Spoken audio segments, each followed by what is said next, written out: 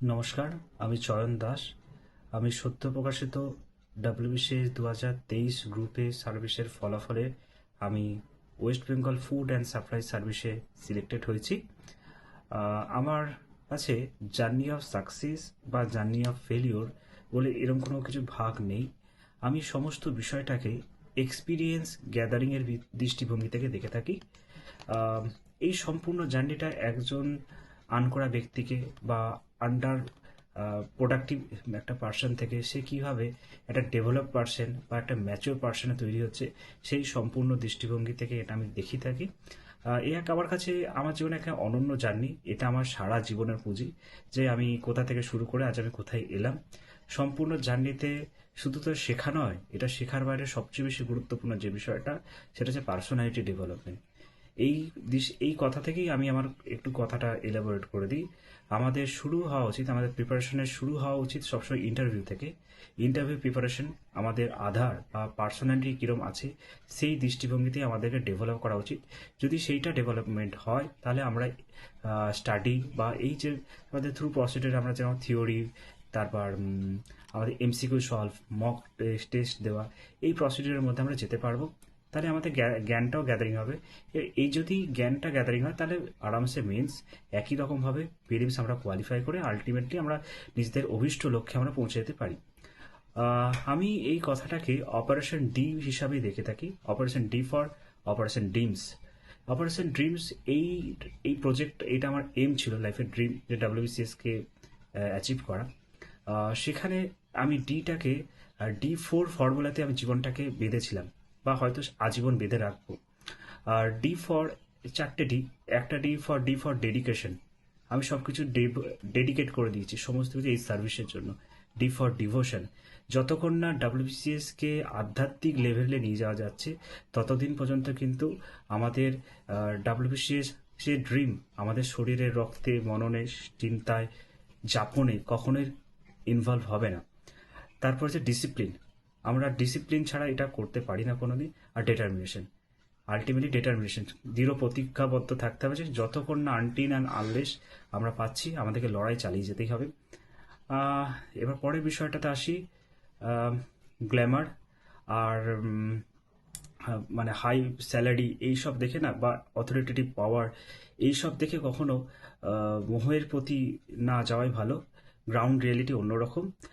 আমার কাছে নীলবাতি একটা গ্ল্যামারের চেয়েও আমার কাছে মনে হয় নীলবাতি হচ্ছে একটা স্যাক্রিফাইসের সিম্বল। আমরা এই চাকরিটা পেতে গিয়ে কত কিছু স্যাক্রিফাইস করছি সেটা হয়তো বোঝা যায়। আর সবার প্রথমে বলবো কমফোর্ট জোন থেকে বেরিয়ে আসা। কমফোর্ট জোনে ত্যাগ করার প্রথম পদক্ষেপ যেটা হলো নিজের ঘুমকে ত্যাগ করা। নিজের, আমরা হয়তো বা আমি পার্সোনালি আমি জানি না আমার হেলথ কন্ডিশন কীরকম। হেলথ কন্ডিশনের নিরিখে আমি চেষ্টা করেছি প্রতি এই বিগত 5-6 বছরে 4.5 ঘন্টা থেকে 5 ঘন্টা ঘুমানো। যদি তার বেশি ঘুমিয়ে পড়তাম তাহলে আমার নিজের অপরাধ বোধ হতো। তাই সেলফ, এটার সাথে বলে রাখি, তাই সেলফ অ্যাসেসমেন্ট খুব জরুরি। নিজেই নিজের সেলফ মাস্টার মশাই, এই আর কি, এটা রাখতে হয়।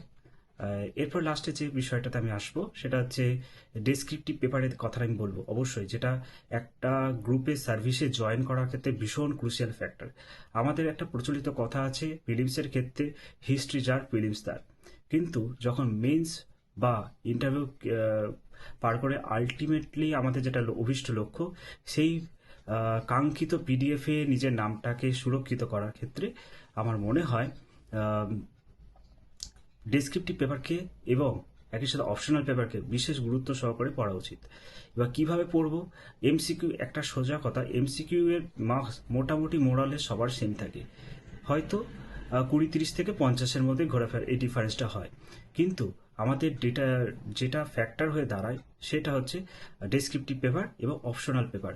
অপশনাল পেপার প্রিপারেশনের ক্ষেত্রে আমার যেটা ব্যক্তিগত মনে হয়, আমার প্রথম লক্ষ্য থাকবে যে এক্সামিনার আছে তার কাছে আমার খাতাটা হবে ইউনিক। সেটার জন্য আমি যাবতীয় চিন্তা ভাবনা বা আধুনিক বিজ্ঞানসম্মত রিপ্রেজেন্টেশনকে আমরা কিন্তু ফলো করব। যারা ডাব্লিউবিসিএস অপশনালে জিওগ্রাফি নিচ্ছেন, আমি জিওগ্রাফি আমার ছিল সেই হিসাবে বলছি, আমি খাতাটাকে স্মার্ট করার চেষ্টা করেছি।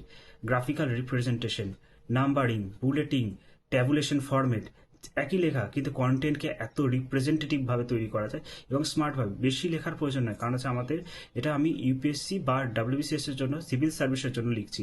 একজন অফিসারের দৃষ্টিভঙ্গি কিরকম সেই দৃষ্টিতে রিফ্লেক্ট হয়, সেটাই আমার খাতায় থাকবে, যেটা আমাকে আর 10 জনের চেয়ে আমাকে আলাদা করবে। এই এই মেকানিজম অফ থট প্রসেস, এটাই আমাকে একজন কিছুটা হলে প্রিভিলেজ দিচ্ছে, ডিভিডেন্ড দিয়েছে এইগুলোই। আহ, তাই সবার পড়াশোনা করা উচিত, হার্ড ওয়ার্ক, সততা এবং নিজের কাছে সততা থাকা উচিত, যে আমি এটা কেন করছি, কিসের জন্য করছি।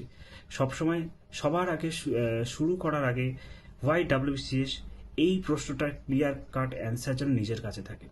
নিজের কাছে সৎ থাকলে সব কিছু হয়ে যায়, আর নিজের কাছে সম্মান থাকলে পৃথিবীর সকল মানুষ তাকে সম্মান করে। থ্যাংক ইউ, সবাই ভালো থাকবেন।